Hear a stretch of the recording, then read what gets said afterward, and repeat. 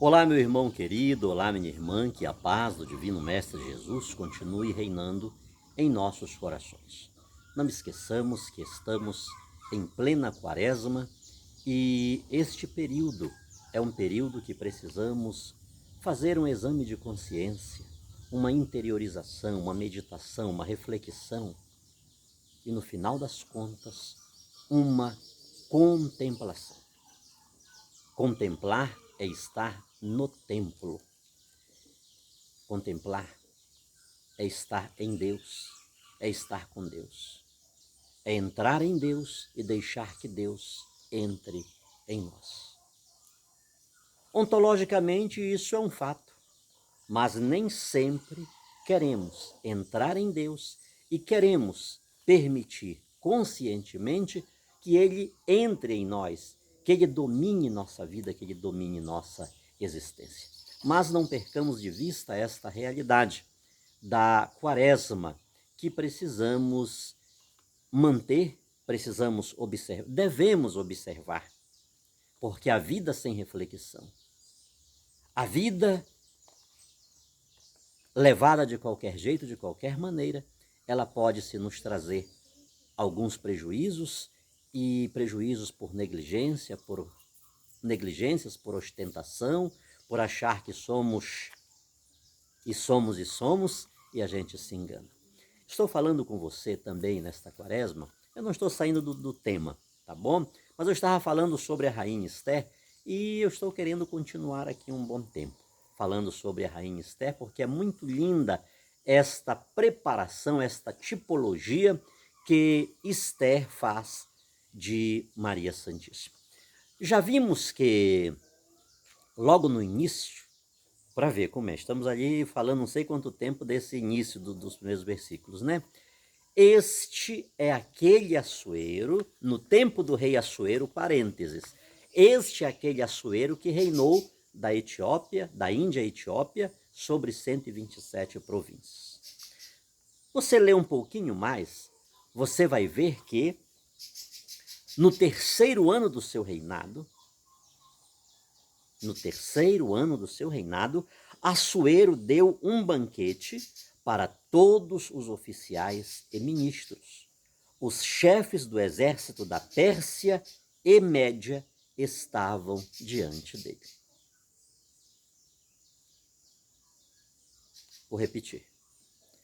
Logo no início do primeiro capítulo, no primeiro versículo, no tempo do rei Assuero, parêntese, este é aquele Assuero que reinou da Índia a Etiópia, sobre 127 províncias.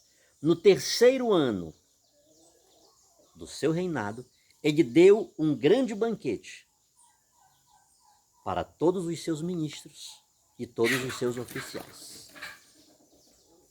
Os generais e oficiais do exército da Pérsia e da Média estavam diante dele.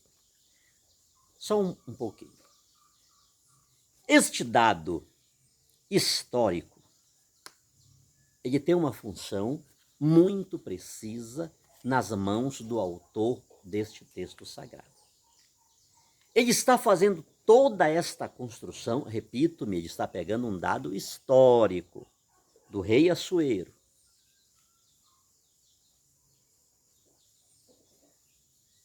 Ele tem muito interesse em mostrar em que ambiente, em que contexto a rainha Esther irá atuar em benefício do povo de Israel, do povo judeu.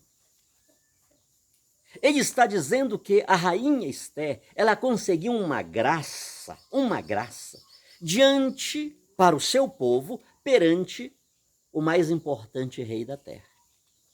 Perante um rei que dominava da Índia à Etiópia, ou seja, praticamente sobre o mundo todo. Um rei que, de certa forma, ostentava uma universalidade. É exatamente nesse contexto que nós precisamos, ou que precisamos, ver Maria Santíssima. É nesse horizonte que precisamos enxergar a figura de Maria Santíssima. O reino de Maria Santíssima não é o reino do rei Assuero.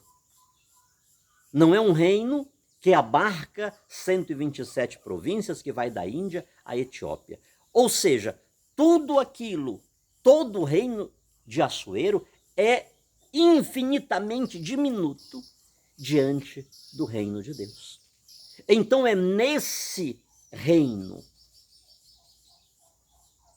que é universal, que pega o cosmos, pega tudo, que Maria Santíssima reina.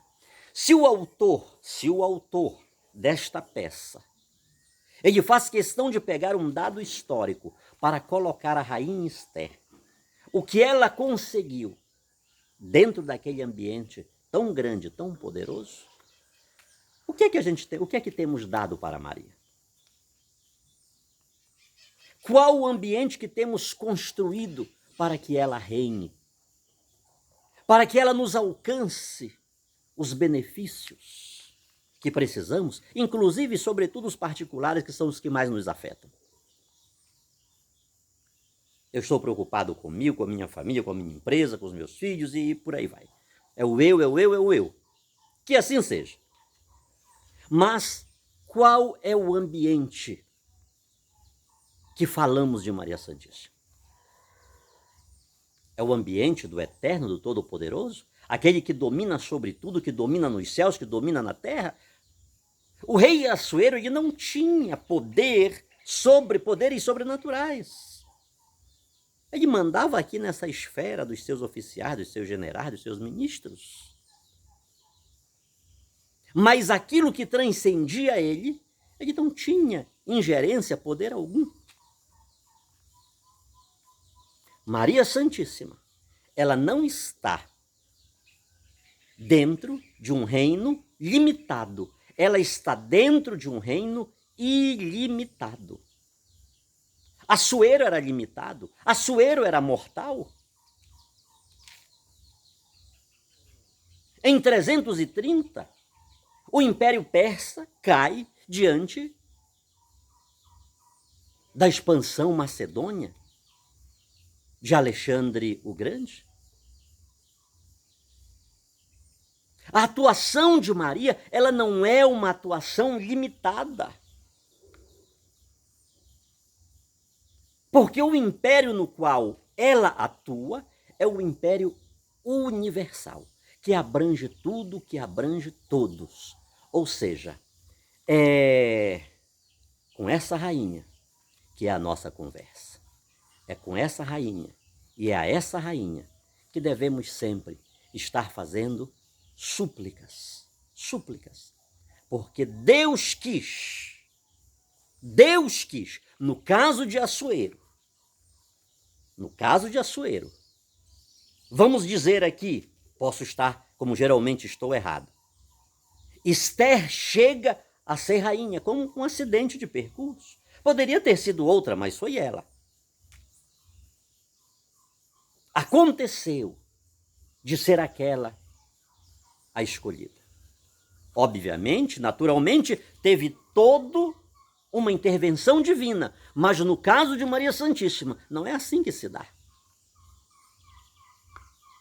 Ela previamente foi escolhida por Deus. Ela previamente foi eleita por Deus. Ela estava na onisciência de Deus, nos mais arcanos projetos de Deus. Maria Santíssima já estava presente. Ela não é um acidente de percurso. Ela não tem outra. Poderia ser qualquer outra? Não, no caso dela, não.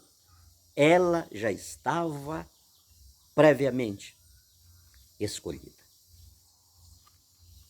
Quem fala tanto de predestinação, pronto. Eu acho que Maria Santíssima é a síntese da predestinação. Ela, sim, esteve predestinada desde. Que Deus nos abençoe, que Deus nos guarde. Vamos a ela. Ter a certeza que ela não está atuando em um reino limitado, confinado. Ah, o rei pode fazer isto, mas não pode fazer aquilo. Olha, de fato, o rei pode fazer muitas coisas, mas isso aqui não pode. Não. No reino de Maria Santíssima é diferente, porque o reino de Maria Santíssima é um reino ilimitado. Que Deus nos abençoe. Um abraço a todos.